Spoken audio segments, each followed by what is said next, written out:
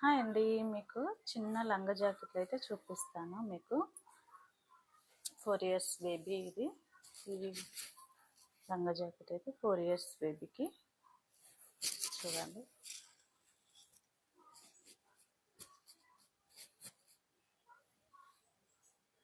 Lay's వేస్తాను. Hands అయితే ఇలా ఇచ్చాను. కింద పిలిచి పెట్టి కొంగులు ఉంటాయి కదా, అవి వేస్తాను.